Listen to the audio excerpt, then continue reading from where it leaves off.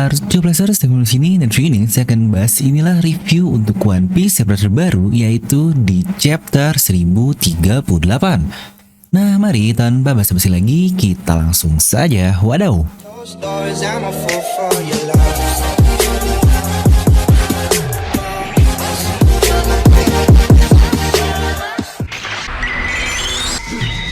Nah seperti biasa sebelum video ini jangan lupa untuk subscribe dan juga nyalakan bel notifikasinya ya, karena kalian tidak akan tertinggal versi menarik seputar One Piece hanya di channel Devil Nomi. Terpastikan sebelum kalian komen atau apapun kalian menonton video sampai habis, jadi tidak ada informasi yang miss dan juga yang setengah-setengah. Nah sebelum dimulai kita lihat dulu nih ada iklan berikut. Oh iya ada iklan lagi buat sebat.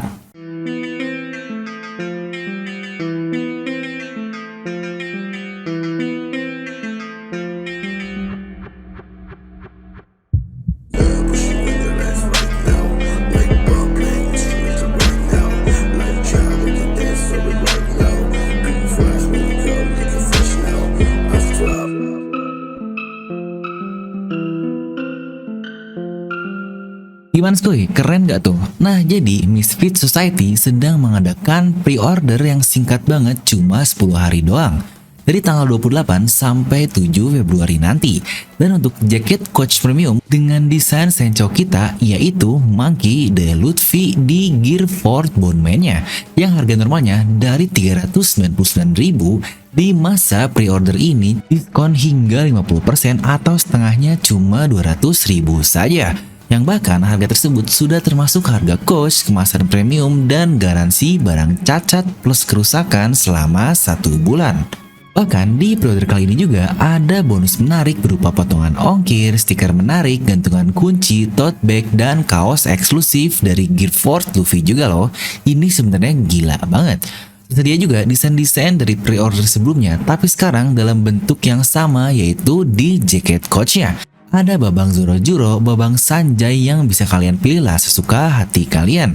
Jadi cepat langsung klik link yang ada di deskripsi dan jangan lewatkan kesempatan ini karena ini benar-benar eksklusif yang hanya ada sekali saja.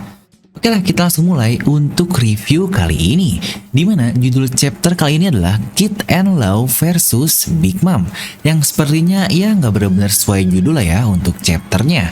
Oke lah kita mulai dari cover story ini masih berisi di Game Double Six mereka yang tanpa emosi di volume 3. Aduh judulnya emang aneh nih untuk Oda bikinnya. Di sini Niji dan Yonji ditangkap di kota coklat, tempat terakhir mereka semua bertarung dan berkumpul. Karena itu juga tempat terakhir Luffy keluar dari cermin di sana. Mereka tertangkap di buku milik Mondeor.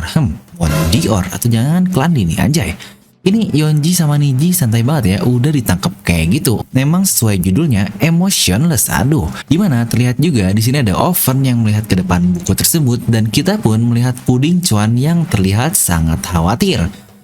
Ternyata fokusnya nggak cuma di Germa aja nih untuk cover story kali ini, tapi kita diperlihatkan juga keadaan di Whole Cake Island akan seperti apa. Apakah teori saya akan benar jika dilihat dari foreshadow Puding yang cukup khawatir nih? Apa jangan-jangan nanti karena diperlihatkan keadaan di Whole Cake Island, Kurohige akan sampai di sini dan menculik Puding? Menarik nih, ini bisa jadi bahasan lain. Dan chapter ini pun dimulai dari keadaan Kastil Onigashima yang sudah terbakar di mana-mana. Dan lagi-lagi diperlihatkan keadaan dari duel Hokage kita. Di sini Fukurokuju pun sudah mulai terkena api, tapi untuk Reizo sendiri, dia sudah terbakar sepenuhnya. Ya walau begitu, keduanya menolak untuk melepas jutsunya masing-masing. Yang kita tahu lah ya, sebelumnya mereka ini menggunakan jutsu untuk membekukan gerakan lawannya itu. Fukurokuju berkata untuk dia melepaskan jurusnya atau keduanya akan mati bersama. Tapi Reizo tidak menjawab pertanyaan tersebut dan terlihat juga di sini dia menahan kesakitan dari terbakarnya itu tanpa lepas konsentrasi kepada jutsunya dan berpindah ke lantai 2 Onigashima. Para samurai terjebak di sana dan tidak bisa keluar karena api yang sudah kemana-mana.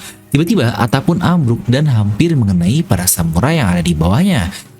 Tapi di sini Jinbei datang dan menahan atap tersebut. Jinbei pun berteriak, cepat pergi, bagaimana api ini bisa menyebar dengan sangat cepat sekali. Kalian harus menolong teman kalian yang terluka karena jika tidak akan banyak dari mereka yang akan mati. Dan sekarang lagi-lagi berpindah ke keadaan di panggung utama. Para samurai berlarian dari area tersebut di mana Big Mom pun masih bertarung. Chopper yang ada melihat apa yang terjadi bersama Miyagi dan Tristan di sana. Dan Chopper pun dia merasakan ada yang aneh dari tubuhnya yang akhirnya dia kembali ke mode normalnya setelah sebelumnya di mode kecil lah yang aneh sekali. Tapi yang Chopper khawatirkan adalah keadaan dari Babang Zoro. Di situ pun Miyagi berkata, ya mengenai obat dalam tanda kutip, yang di sini Chopper berkata, obat yang diberi kepada Zoro itu disebut sebagai super recovery atau penyembuhan luar biasa cepat.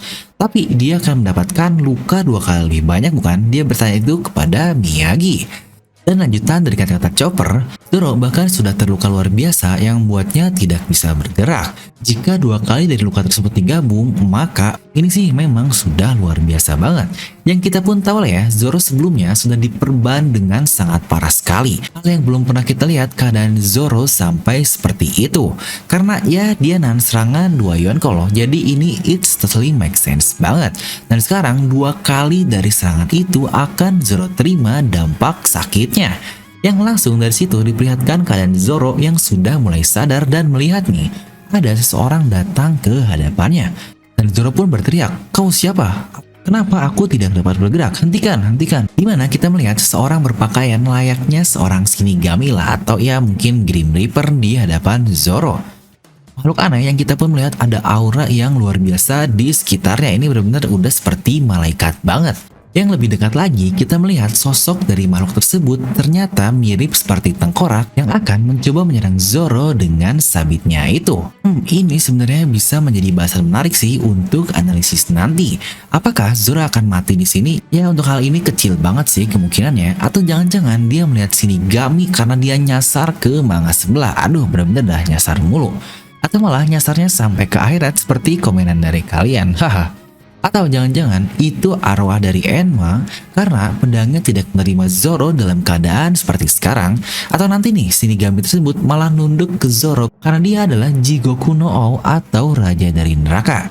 Ya dari semua opsi barusan, bahasan singkat kita adalah kita sebenarnya tidak pernah melihat hal supranatural di One Piece ini kecuali buah iblis dan haki saja yang menjadi konsep utama juga dari serial ini. Dan karena One Piece ini tidak masuk akal, tapi akal bisa masuk, sebenarnya modelan dari Grim Reaper ini aja udah sangat ngaco sekali.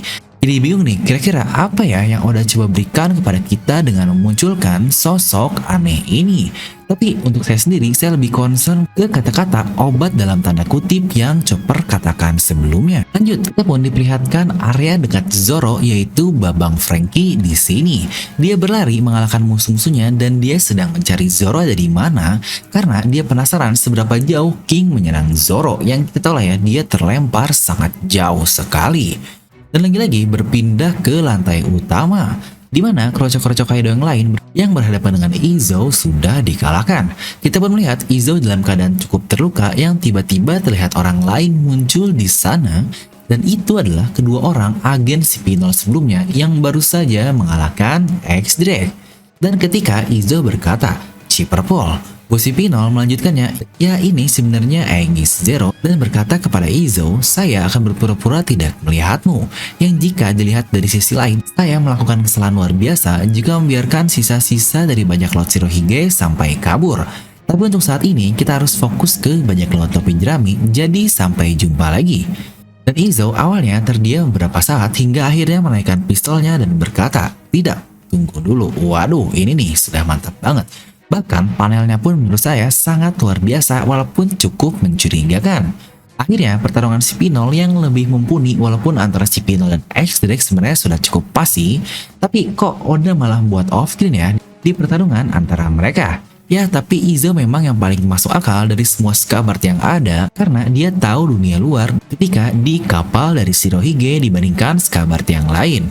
Dan dengan ini apa mungkin nih Scabard yang masih belum berperang sama seperti Izo akan ikut berperang di sini? Sebenarnya saya benar-benar berharap Kawamatsu atau Denjiro pun akan membantu Izo ini. Ya mungkin Kawamatsu lah karena sebelumnya dia bersama dengan Izo.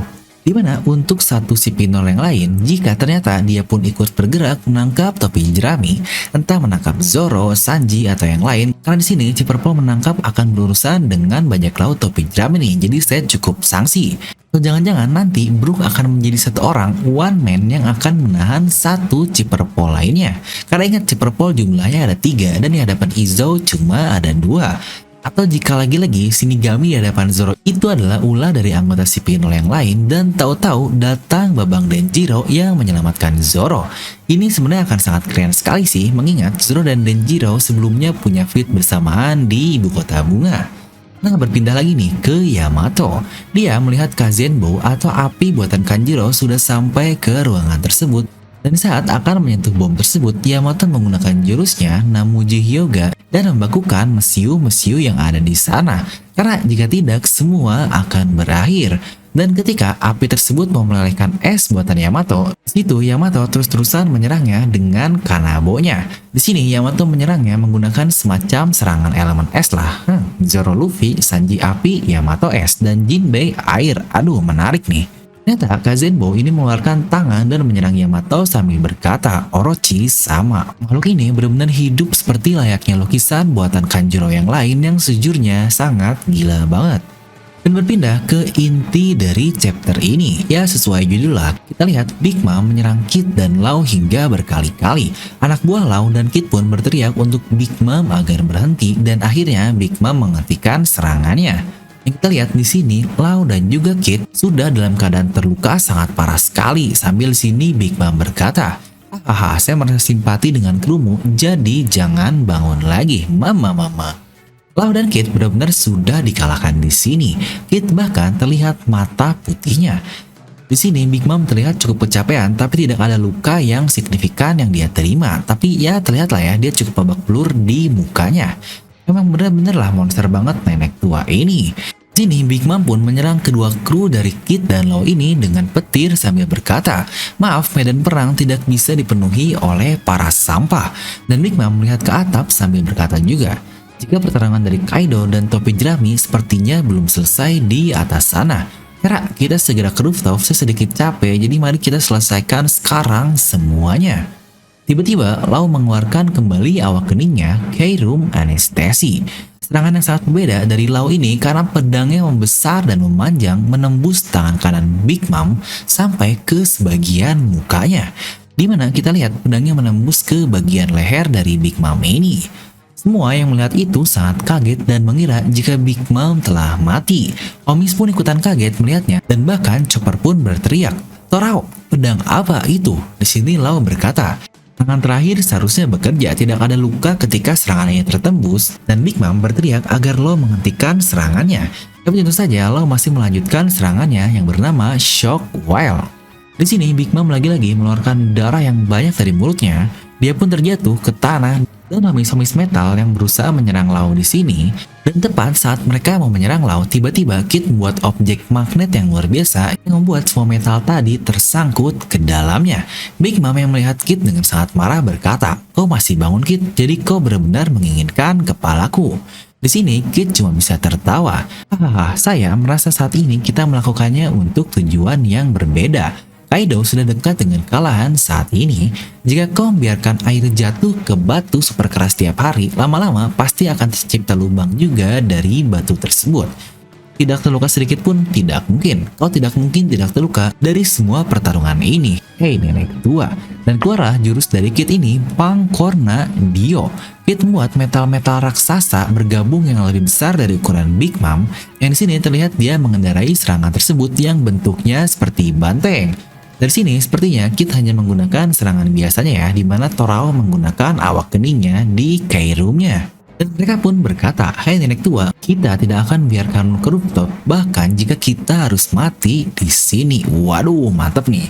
Hal yang sejujurnya menurut saya malah jadi biasa banget nih ya, tapi mungkin dari sebagian orang akan cukup keren. Karena ya kata-kata itu akan terbukti jika mereka benar-benar bisa mengalahkan Big Mom. Tapi mungkin hal menarik yang ingin saya highlight di sini adalah kata-kata Kid yang berkata, jika Kaido sudah dekat dengan kekalahan. Dari mana dia mengetahui hal tersebut? Apa mungkin dia juga bisa merasakan jika Kaido sudah mulai melemah? Di saat Big Mom sendiri berkata, mereka masih terus bertarung di atap sana. Ini cukup menarik nih untuk nanti kita bahas. Tapi ya, chapter ini emang lebih banyak terfokus ke keadaan Onigashima terlebih dahulu. Sepertinya ini akan benar-benar seperti waktu judul chapter Robin versus Black Maria lalu. Dimana di chapter itu tidak benar-benar Robin menang, melainkan baru dibangunlah Fit untuk ke klimaksnya seperti sekarang, dan next chapternya baru Robin dimenangkan dengan judul chapter Demonio. Untuk hal ini mungkin akan mirip juga dimana untuk chapter depan Kid dan Lau benar-benar akan full melawan Big Mom di satu chapter. Yang jika kalian sudah mengikuti video-video prediksi chapter saya, ini akan pas juga jika Big Mom diselesaikan duluan, karena ini masih ada di tengah komik untuk volume 103 nih. Jadi masih sangat pas jika penutupnya nanti adalah ketika Luffy mengalahkan Kaido. Tapi lagi-lagi karena Big Mom ini seorang Yonko, perlu harga luar biasa untuk dapat mengalahkannya. Apa mungkin nanti akan ada supernova yang mati di sini? Well, itu jawaban kalian lah, tuliskan di kolom komentar. Overall ini chapter yang lumayan lah, tarung ada, keadaan ada, jadi akan saya beri nilai 8 dari skala 10. Karena ya tidak ada yang oke-oke banget. Menurut kalian berapa nih kira-kira untuk overallnya? Dan satu hal yang penting juga adalah minggu depan One Piece tidak libur, jadi kita akan langsung mendapatkan jawaban dari chapter ini di chapter depan. Dan lagi-lagi sebelum itu, saya mau berterima kasih buat kalian nih yang sudah mau menjadi bocah Kanazuchi dengan menjadi user buah iblis atau Devil Fruit user di membership channel Devil Nomi. Asik. Pertama, buat Result Office 365, aduh namanya nih bener-bener, yang join menjadi Devil Fruit user. Lalu selamat datang kembali buat Dipra yang sudah join member selama 4 bulan nih menjadi Devil Fruit user. Wadaw banget. Dan anggota baru kita juga yaitu Andai Hirang yang menjadi Devil Fruit user juga nih. Ya, selamat menikmati badges berry di sebelah nama kalian dan stiker-stiker menarik yang ada. Dan buat kalian yang pengen juga, kalian bisa langsung klik tombol join di sebelah tombol subscribe ya. Wadaw. Nah, jadi itulah untuk review chapter kali ini, kalian bisa langsung tuliskan pendapat kalian di kolom komentar di bawah. Dan seperti biasa, semoga kalian terhibur dengan video ini. Like aja kalau kalian suka, dislike aja kalau suka, jangan lupa untuk subscribe dan juga share video teman kalian. Gue Devil pamit and I'll see you guys next time.